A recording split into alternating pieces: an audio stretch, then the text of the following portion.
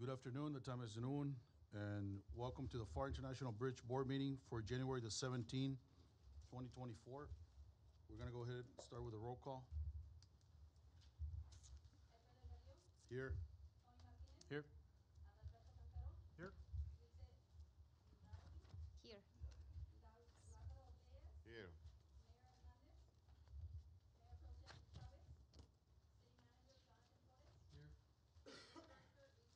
Present. Now, please stand for the Pledge of Allegiance and the invocation by Luis. Please join me in the pledge.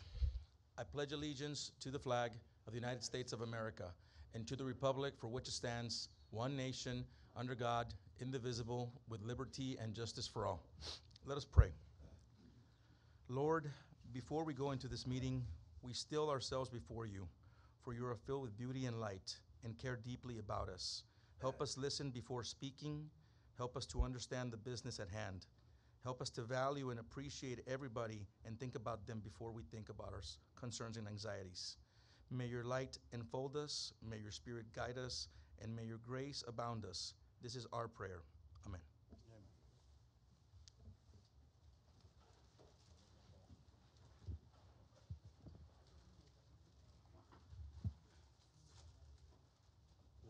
We'll start with the Director's Administrative Report.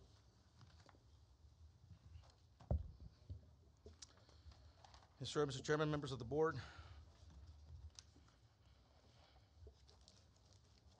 We're going to go over the crossings and revenues report for the month of November.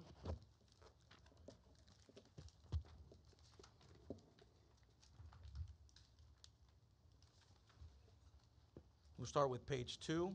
So these are total crossings for the Pharr International Bridge, total 104,961 vehicles for the month of December for fiscal year 23-24, which showed a decrease of 6,017 or 5.42% decrease over the same time period. We move on to page 3, car crossings. Car crossings for the Pharr International Bridge totaled 53,253 for the month of December for the current fiscal year, showing an increase of 1,601 or 3%, 10% increase over the same time period. Now we go over the comparisons, and again, as last time, we're going to just focus on the actual percentages. So when you look at the total for Brownsville, they're down 8% when it comes to car crossings. Del Rio is down 12%. Donna is up almost 13%. Eagle Pass is down 34%. Isleta Zaragoza, which is in El Paso, is up 7%. And Stanton Lerdo, which is a new bridge for cars that we started getting their numbers recently, they're down 18%. So total for El Paso is minus 4%. Laredo is up 9%. McAllen Hidalgo is 1% up, and Anzalduas is up 16%. Total for McAllen is 6%. Pharr, we're up, as I mentioned, 3.10%. Progreso is down almost 1%, and Roma is up almost 11% when it comes to car crossings. We jump now into the southbound truck crossings. So truck crossings totaled 51,708 trucks for the month of December for the current fiscal year. This shows a decrease of 7,618 or almost a 13% over the same time period. Now we go into the comparisons for trucks. This is southbound trucks at all the commercial bridges here in the valley and in Laredo. Anzalduas, as we know, it's empties only. They're up 7%. Veterans Free Trade, Veterans is up 19%. Free Trade Los Indios is 220%. Total for Brownsville is 27%. Del Rio is down 3%. Eagle Pass is down almost 30%. Isleta Zaragoza is down 11%. Laredo is only up by 1%. Pharr, as I mentioned, is down by 13%. Progreso is up by 50%. And Roma is up by 2%. So we're starting to see a trend there as we continue to monitor crossings across the valley, but also looking at the issues being faced by the transportation world and the trade in general throughout the nation and across the board into Mexico. For northbound truck crossings for the month of December, I'm sorry, this is for ag trucks. We're up by 17,225 trucks. This represents about 33% of the average crossing of ag trucks crossing through Pharr. Then we do the north and south trucks comparisons. And as you can see, for the month of December, comparing both northbounds and southbounds, imports and exports, we're down by 8.11%. And then we do the axles. As we know, these are some of the issues we've been facing here for a long time now. I even lost track of time because, and we continue to see it out there. And I know that it's not our issue. It's an operation that's taking place across the state. It's happening across the valley at all commercial ports of entry. But we're being hit again, especially on the 6 axles. We continue to see that. But as we've been talking internally and also with our external consultants, one of the things that we're seeing is that if customers are not in compliance with the state laws and the permitting, then we can't really vouch for them. We can't do something. We can't really do much about that. But we see it every day. We see DPS pulling over not just tankers, but we see DPS pulling 53-footers, closed boxes. We see them pulling over a lot of trucks. And I understand they have a job to do, but obviously that does hurt us. When you're looking at the revenues comparison, the month of November, we were up by 4%. And for the month of December, we're down 0.68%. Year to date, we're down 2.35%. One of the things I wanted to bring up as well when it comes to this, and I know it was quoted recently in the newspaper or at the Rio Grande Guardian or something like that, where I was quoted as talking about some of the issues that are taking place. As we know, there's the high premiums on insurances, as I mentioned, the shortage of truck drivers, the fact that there's less volumes, there's less trucks on the road because you can't ship them out, or it's not enough to ship out the product, or there's not enough trucks.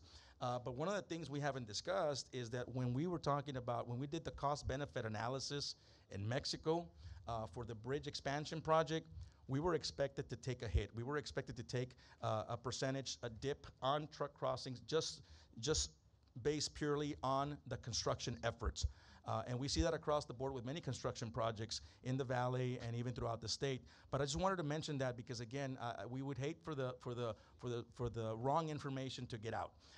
There's a lot of things that we're experiencing, not just in Pharr, but across the board, and we can start seeing some of those trends. As I've been talking about, even since after COVID, there's been a shift in trade for a long time, and we're seeing it in the supermarkets. We're seeing it everywhere. So it's not to say that we're not going to get back. We have some plans. We have some really good plans. We have the collaborative effort with our EDC. We have our strategic plan that we're about to embark on. And that will hopefully switch some of these numbers around and to our benefit, to our advantage in the future. So with that, I leave you with the crossings report. Unless there's any questions, we'd be happy to address them here, or we can address them in closed session.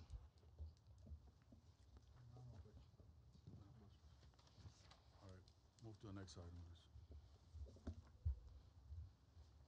Yes, sir, Mr. Chairman, members of the board, we do have our finance director, Carla Saavedra, to address any of the technicalities within the finance world for the bridge. But we do have Eddie Gutierrez, our external consultant, to give you an update on where we stand with our finances. Eddie? Good afternoon, board members, city manager. For the record, my name's Eddie Gutierrez. I'm with Bluestone Capital Solutions, a financial analyst consultant for the bridge, you could say. Talking about the financial statements, the financial report for November 2023. It is for fiscal year 2024. The first item here is the bridge revenues. The bridge revenues consist of toll fees, credit cards charges, interest from the bond, the peso exchange, the rental income. As you can see, total revenues were $3,339,849. 85% of that consists of the tolls. And then you'll see that the credit card is about $27,182 from the interest from the bond and $15,000 from the peso exchange. Rental income is about $42,000, a little over $42,000, and then $3,000 from other surcharges on that, totaling $3,039,849 in total revenues. The next slide is the total operating expenses. Total operating expenses for November, the end of November, was $651,968. 50% of that consisted of personnel. Then you can see the contractual services and other consist of, you see, utilities, repairs, equipment that consists of that in there. So that's about 15% of that. But total operating expenses is about 651, a little over 651,000. Here are the comparisons for our budget for through November. Our tolls for the budget was a 3,060,000. We actually did for through the end of November was 2,769,000. Last year, same time, we did 2,827,000.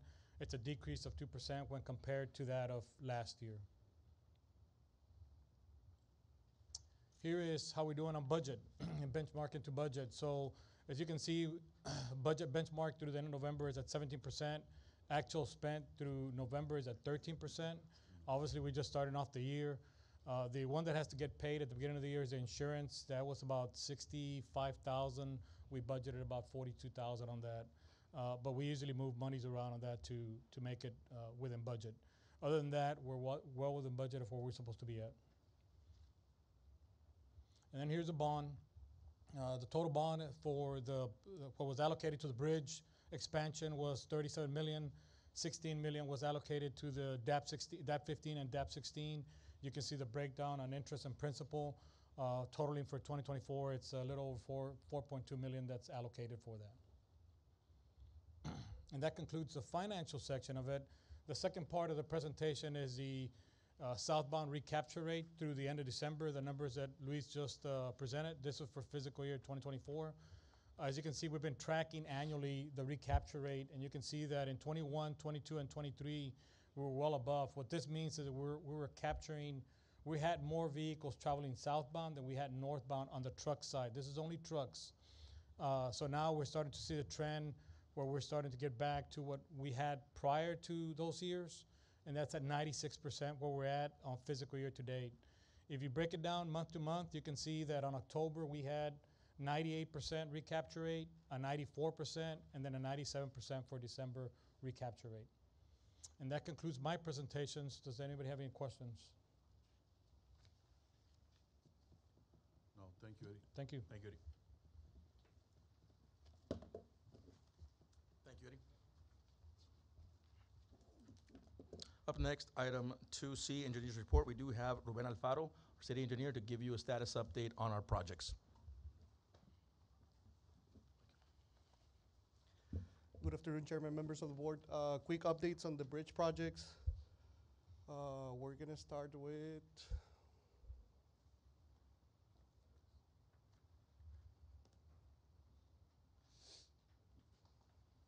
okay, so this is DAP 15.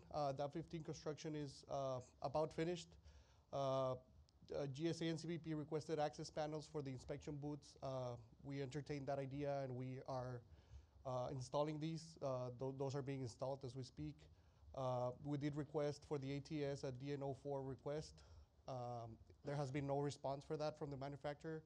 We did request availability for the manual transfer switch. The wait time on that was 12 weeks. So we were looking at 16 weeks with the existing automatic transfer switch. So we decided to just wait for the automatic transfer switch. So we expect that delivery on March 18th of 2024, and we expect a project closeout of April 24th. How much life does one of those automatic switches have? How much what? Life, like useful life. I have no idea. I would have to check on that. But I'm just saying, if we have an issue trying to get it brand new, maybe still get the manual one if we have budget for backup. So we looked at the numbers. They were expensive. They're expensive. So financially, we decided that it wasn't feasible to order it to have for 2-3 months. But as a backup, it may be a good idea to have. Okay. Yeah.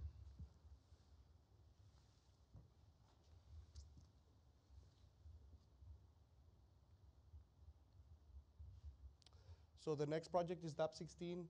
The current status is plans are 100% complete.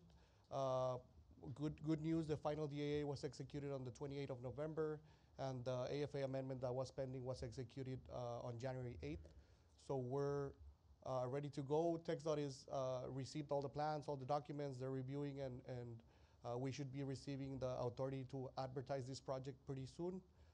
We expect a letting date of March 2024, so we'll be starting advertisement on February for this project. With this, project construction would probably begin June, July for DAP 16. So we have everything ready to go. We're just waiting on that authority to advertise the project. And then for the international bridge expansion, we did receive the environmental clearance for this project as well. The right-of-way acquisition is in progress. Offer letters will be sent in the upcoming days for the overhead sign bridges. TxDOT is currently reviewing the 100% submittal. Everything was submitted to them. Once we receive the authority to advertise for them, we'll probably begin advertisement in January. We need additional final permits from the Army Corps of Engineers, U.S. Coast Guard, and Irrigation District number 2. Everything's going smoothly. After we get those permits and the authority to advertise, we'll be ready to go with this project as well. So construction would more than likely begin July for this project. And that's all I have for the bridge projects. If there's any questions, I'm here to answer them. No, any questions? No. No. Thank you. Thank you. I'd like to add on this report that looking at the latest status report for Mexico, they're at about 47% completion on the construction. And there's going to be a little bit of re-engineering that needs to take place due to a railroad that runs through there. It's Canadian Pacific that runs through there. They reached out to us right before the break last month. We talked it over with our Mexico engineer. We ran it by our U.S. engineer. It's not a very big deal. It's something that just requires a little bit of re-engineering. Might be a little bit of a change order, and this is some information that I've shared already with city management and finance to see if that's a possibility to go through with that, because we will need to change that. And this is something that happened because Canadian Pacific was bought out by Kansas City Southern. And now the railway needs to be expanded in the future. They have other plans, and we need to make sure that those pillars are not in the way. If not, they're not going to be built out. So it's just a little bit of re-engineering that needs to take place. But again, almost 47% done in Mexico. It's outstanding. It's great to see that.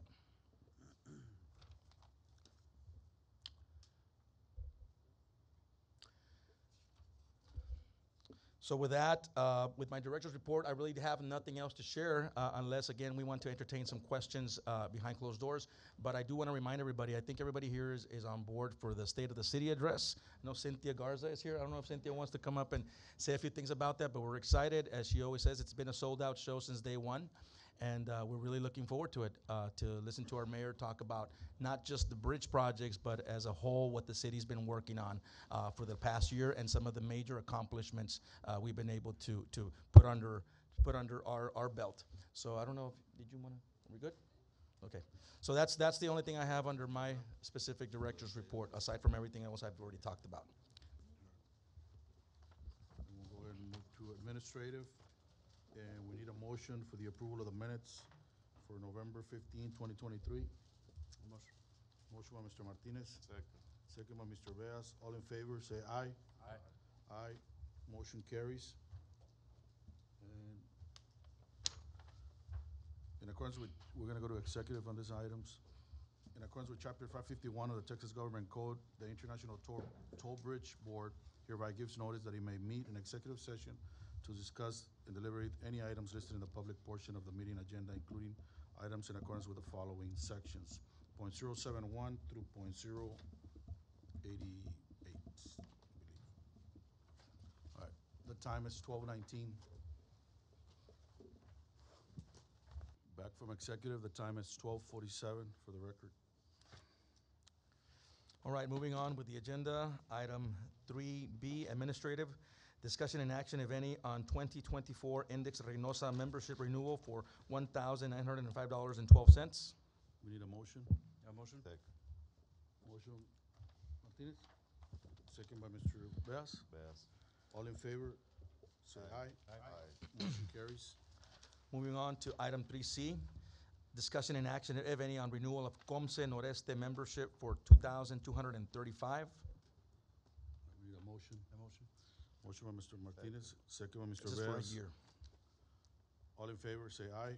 Aye. Aye, motion carries. Item 3D, this goes hand in hand with item 3C, discussion and action, if any, on Comce Noreste institutional sponsorship 2024 for $2,800. That's Need a for 1 motion? year. Motion. Motion by Mr. Martinez, Second. second by Mr. Beas. And the final item, item 3E, discussion and action, if any, on Viva Fresh Summit Platinum Level sponsorship and booth for $20,000. Motion. Oh, as discussion in the executive session. Second. All in favor? Aye. Aye. Motion carries. Now we just need a motion to adjourn. Chairman, before we adjourn, I just want to mention, Oh, yes. just take a minute we started off the year, we started off the year with some horrible news.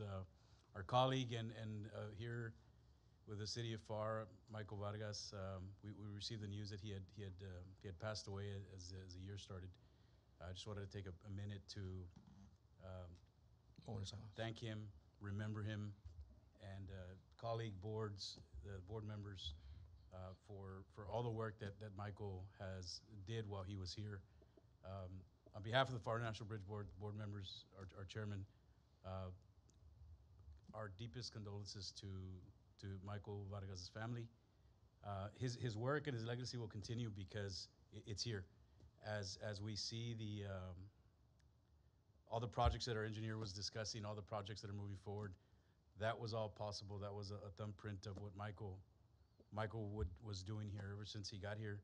He was working hard in Austin. I had the privilege of being in Austin, got to see him in action day in and day out. Cynthia's here. She can go much more into detail, but as somebody who does not work in that world, to see somebody like that with that young, that much passion, excuse the emotion, but it was a tragic loss. To say he's gonna be missed is an understatement. I was proud to call him a colleague, but even prouder to call him a friend. So, on behalf of the Pharr National Bridge, our condolences to his family. Thank you. Thank you.